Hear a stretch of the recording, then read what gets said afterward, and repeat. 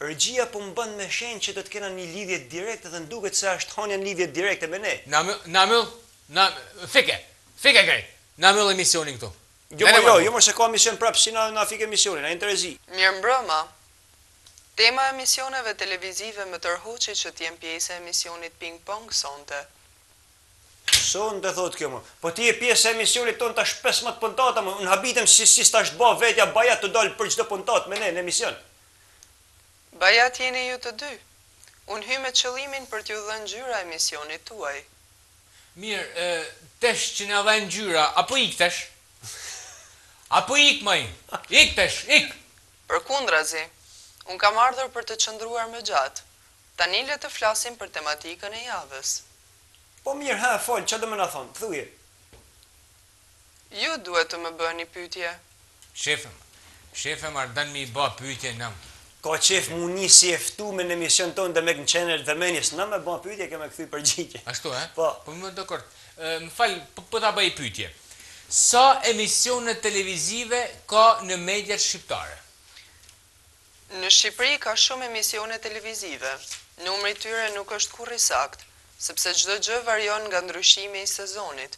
Por ju mund të më pyesni saktësisht se për cilin televizion apo kanal doni të dini.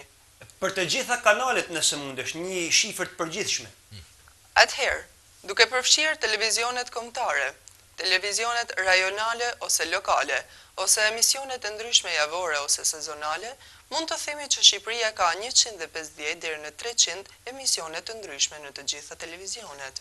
Kaq shumë emisione, koleg, Po. edhe të mendosh që emisioni jon është kaq shumë i shikueshëm, edhe kaq i pëlqyeshëm, sidomos herë në rrjetet sociale.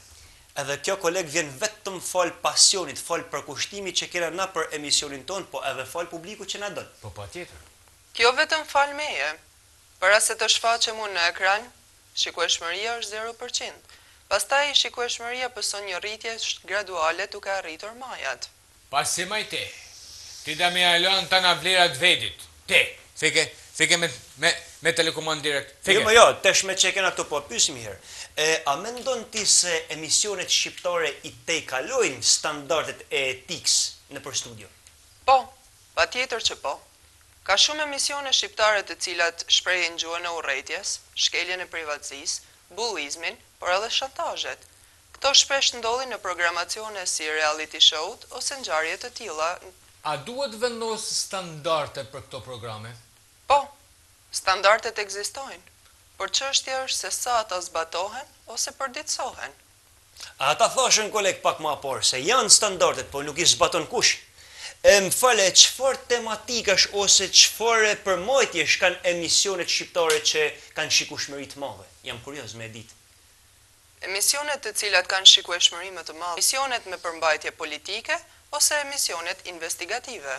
Po emisionet me tematikë sportive, kulturore, artistike, e tjera, a janë në qendër të vëmendjes?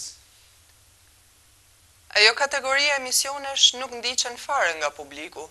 Po emisionet me qëllim promovimin e vendeve të bukura shqiptare për turizmin ose promovimin e kulturës apo traditës, dokeve, zakoneve tona, promovimin e gatimeve tradicionale shqiptare, a ndiqen apo apo fare? Ndiqen, por interesi është fare i vogël. Po pse kështu? Sepse publiku shqiptar është i keq edukuar për të fokusuar në emisionet të cilat mbartin vlera apo vërtyte reale. Atëherë Hanja, cila është këshilla jote për publikun shqiptar? Këshilla ime për publikun shqiptar është që të mos shohin emisione të cilat shpërndajnë ignorancë dhe imoralitet, por të kenë vëmendje ndaj emisioneve të cilat përcjellin emocione dhe vlera. Faleminderit për këtë këshill kaq të bukur. Dhe me këtë këshill kaq të vyer e mbyllim edhe emisionin për sonte. Mirupafshim të premten e ardhshme. Natën e mirë.